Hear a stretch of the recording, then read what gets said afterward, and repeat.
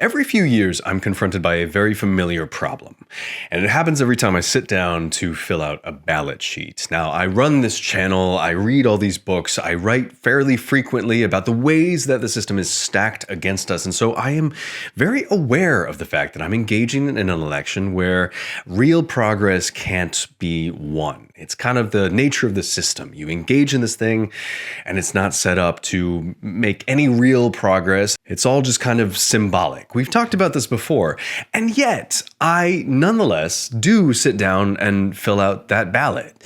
Now, we can talk a lot about engaging in other structures, about setting up mutual aid systems, about really doing the work that will create meaningful progress, but some of us, me included at least, still sit down and do this very contradictory thing, which is go and fill out a ballot and vote for a candidate who's going to take part in a system that we know is stacked against us. If anybody really understands that contradiction, though, it's the author that we're talking about today, the book we're finishing today, and that's Angela Davis and her book, Freedom is a Constant Struggle. Welcome back to Champagne Anarchism.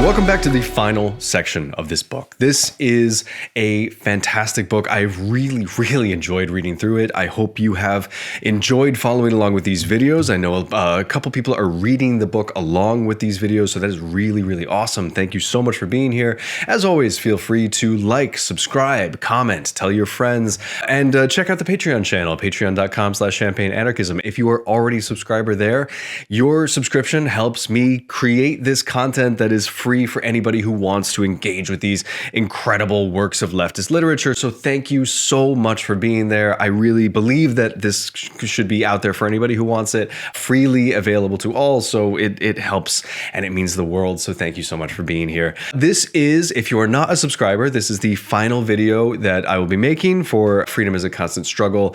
If you are a subscriber, you will have a final wrap-up video that's going to give you everything you need to know about this book and major takeaways, right? How do we take this into our daily lives? What do we think about this? How do we process this in the context of other writers that we've looked at before? All of that stuff will be up on the Patreon channel, so do check that out if you have time. And again, thank you so much for being a subscriber. Now today, we are going to finish this off. We're going to talk about chapters 9 and 10 in this book, and that means we're breaking it down into 3 different sections.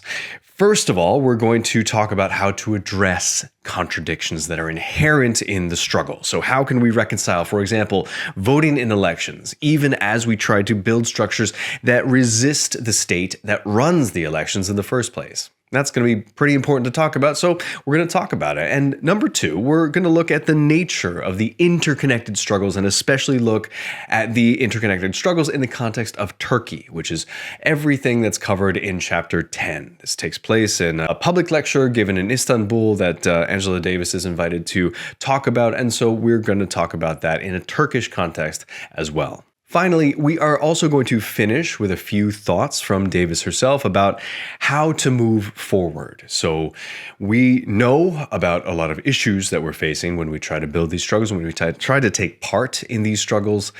How do we take real lessons from what Angela Davis is writing here and what she's saying and translate that into real action? So that's going to be the third part of this video. Thank you so much for watching. Let's jump right in. Now, let's start about talking about how to address contradictions. And we will start this section like we did the last video, or 2 videos ago, talking about Barack Obama. Now, Angela Davis at this part of the book says that after Obama's election to his second term, back in 2012, people had already by this point realized that he wasn't the Messiah. That he was, in other words, simply the president of the racist and imperialist United States and all that that entails. But she still talks about Obama's victory as a victory. And there's a good reason for that. And it has to do with something that we've talked about several times before throughout these videos, and that is fighting on all fronts at once. This very Angela Davis idea of, yes, this contradiction between fighting these 2 battles that seem opposed to each other is actually no contradiction at all. You can try to build the alternative. You can go the Occupy route. You can go the eco-commune route. You can go the radical anarchist alternative route. And you can still sit down with that ballot sheet and vote at the same time. Angela Davis, like me and like probably a lot of you watching this video, doesn't think that voting will accomplish much. And you can tell that from her treatment of Barack Obama in this book. She's incredibly critical of Barack Obama throughout this book, not just in these 2 final chapters, but throughout this book. And she's cold-eyed and realistic about the fact that just putting Obama in office doesn't actually accomplish anything. It doesn't change the fact that what he is ultimately leading is that racist and imperialist nation that we have already described. But that doesn't mean that it's not worth changing even those little things if we can. Previously in this book, Davis has framed this as a choice between 2 alternatives. One alternative who we can lean on, that's Barack Obama. So you can, as an activist, exert pressure on Barack Obama and he will respond. To what extent is debatable, and often to no extent, but he will sort of change and adapt because these are the voters that have put him in office, and to remain in office, he needs to kind of appease somewhat these little things around the margin that he is actually able to change. So that's one candidate. The other candidate is completely beholden to elite and corporate power, and that, at the time, back in 2012, was Mitt Romney. And she says, listen, you can fight for these little things while still at the same time recognizing the larger struggle. The example that she gives, I think, is an incredibly instructive example, and that's of fighting for the rights of queer people in the military, even as you seek to dismantle the Pentagon. Your overall goal is the abolition of the military completely, right? We don't want the imperialist United States military to continue to exist. However, while it does exist, you can still fight for the rights of queer people in the military just because these are people who we care about. These are our friends and neighbors, and they should live lives that have some variety of dignity. And so obviously don't lose that final goal. Don't be distracted from the fact that this is ultimately part of the larger struggle to dismantle this incredibly powerful structure.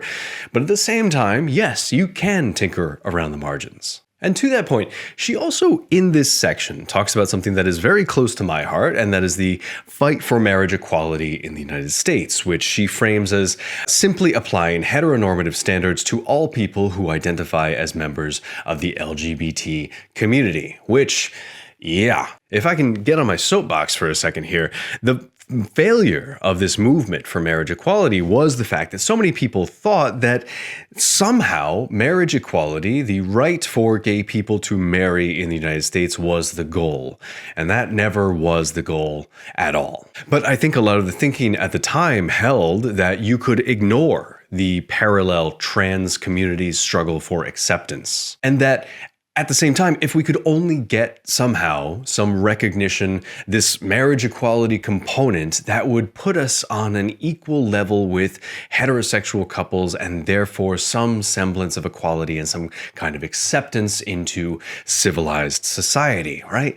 That sounds right. That feels attractive. You want this kind of respectability and to be respected by the powerful people within society, when all you're ultimately aiming for, as Davis points out, is a heteronormative standard. And in fact, the whole point of this is the fact that ultimately marriage itself is a system that is a state-recognized system of ownership, the ownership of the man of the woman. And so why would you fight to be included in this system in the first place? Now, you can still vote in that direction. You can still fight that struggle because there are certain things that struggle does change. For example, tax benefits, hospital visitation rights, adoption rights, all of that stuff. So it does appreciably make the lives of LGBT plus couples living in the United States at this period in time significantly better in many ways. And therefore, it is a worthwhile struggle, but we can't lose sight of the fact that what we're fighting for really isn't acceptance into heteronormative society,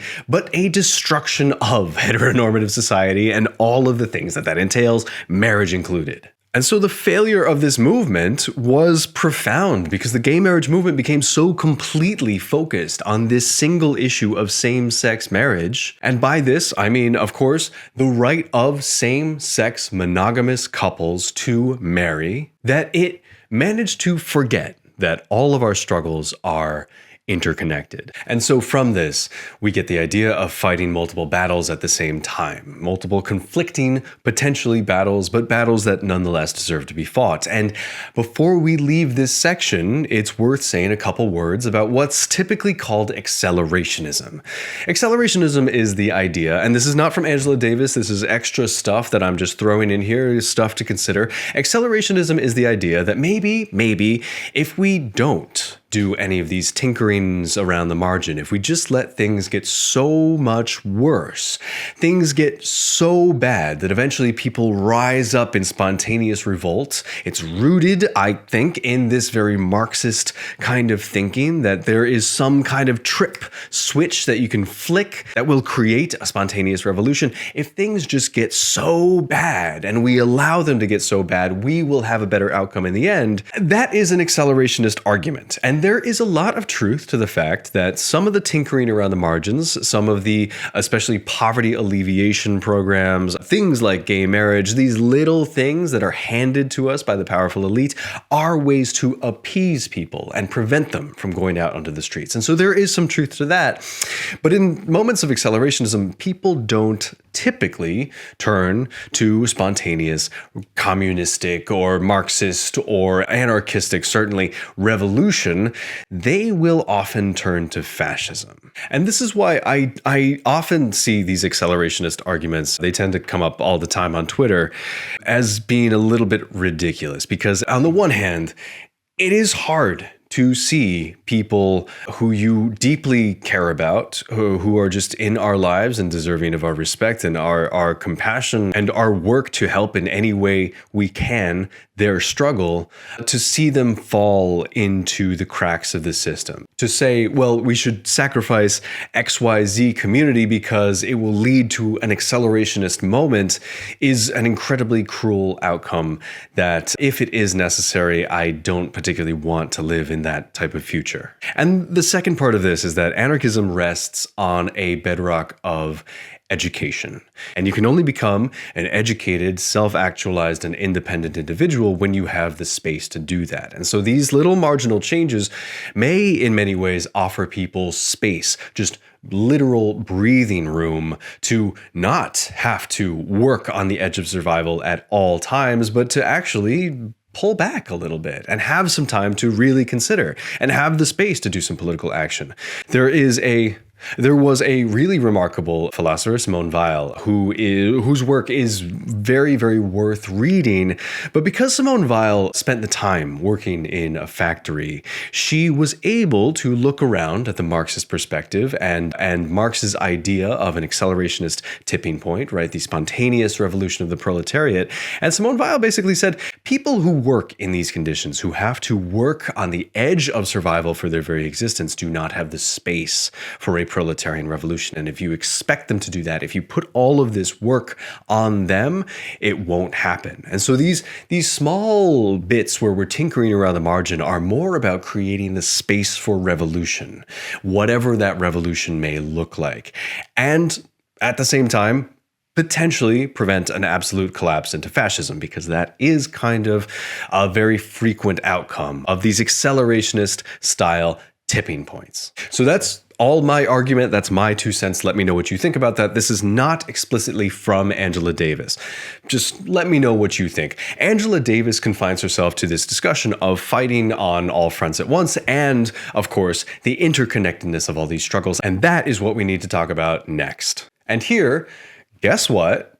All of our struggles are interconnected. We have said this a million times. Now, we have covered intersectionality and the intersectional arguments several times in this video series, so I won't rehash all of that, but we do have to hit this general broad idea one last time, at least in this video, because in the final chapter of this book, we are talking about Hrant Dink and Turkey. Now, Hrant Dink, if you are not familiar, was a very prominent writer and intellectual in Turkey, especially in the early 2000s. He was an outspoken critic of the Turkish denial of the Armenian genocide, and this, of course, was during a time of rising Turkish nationalism, although that time seems to continue to extend through time, especially now. I'm recording this video in 2025, and that's still very much a feature of modern Turkey, but let's put that aside for the moment and go back to the early 2000s and Hrant Dink. In 2007, Hrant Dink was assassinated by a Turkish nationalist, and this was very much a tipping point. There are even really horrific photos of the Turkish police afterwards posing with the assassin, and behind them is a Turkish flag. It was almost a moment of pride for the security forces. And that is, of course, not great, but Angela Davis is there to celebrate his life and his legacy in the final speech in this book, which is, of course, given in Istanbul in 2015. And this speech is about transnational solidarities. And just to connect these last two chapters, chapters 9 and 10, she also flicks at this in chapter 9. You may remember that she says the struggle for Black liberation has always been an international struggle. She points to Frederick Douglass traveling to Europe to gain support for abolitionism, or Ida B. Wells going to the UK for support in her anti-lynching campaign. There's, of course, Canada during the time of the Civil War offering a sanctuary from slavery. This has always been an international struggle for Black liberation within the United States. So transnational solidarity is nothing new. It's always been with us. It's just it takes particular prominence in this particular point in time in Turkey. And Davis sees a lot of crossover here.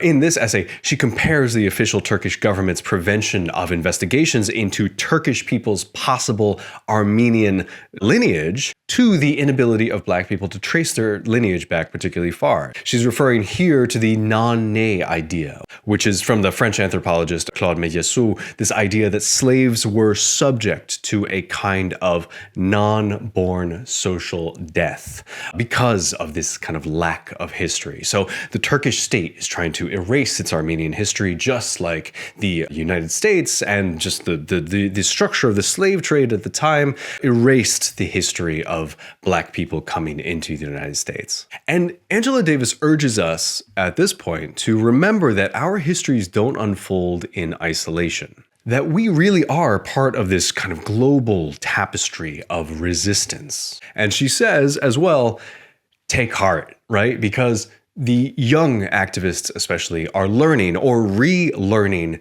this kind of intersectional approach. And with that in mind, let's finish this video with a couple thoughts on moving forward. In these last two chapters, Angela Davis is offering us two stories, basically. There's a story of progress, of moving forward, and a story of regression, moving backward. She mentions the fight, for example, against the KKK, and talks about the knights of the KKK billboards they used to welcome people into places like North Carolina. But she's not talking about that in the context of, oh, how great is it that there aren't these billboards up anymore? Instead, it's in the context of the period of radical Reconstruction. She's referred to this a couple times, so we should finally talk about the period of radical Reconstruction, which happens after the Civil War. Now, this is a period in time where things were radically changing for Black people, the formerly enslaved Black people, true policy changes that were making lives better for the enslaved population.